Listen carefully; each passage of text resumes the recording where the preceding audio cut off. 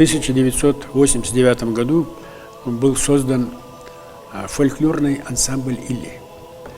Вот, его создание активное участие принимал и как художественный руководитель этого коллектива народный артист Чиасе Шитай Султанов. И коллектив был собран, были поездки, концерты, менялись потом участники коллектива, также и руководители.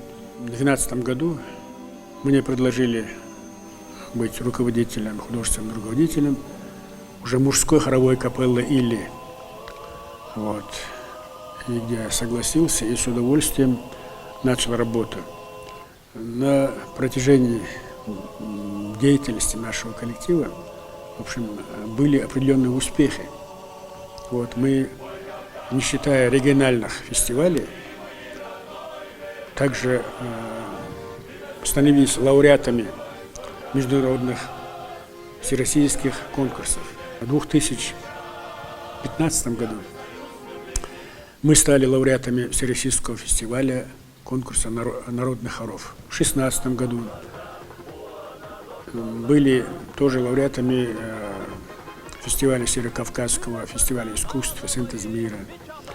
После этого мы в 2018 году в общем, стали обладателем гран-при международного конкурса «Жемчужина Черного моря».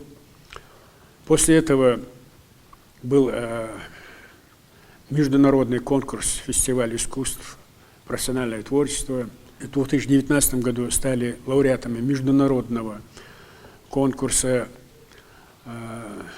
«Московская весна акапелла», вот, где мы также стали лауреатами первой степени. Мы с удовольствием принимаем участие, и нас приглашают на фестивальные конкурсы. Вот, это для нас большая честь.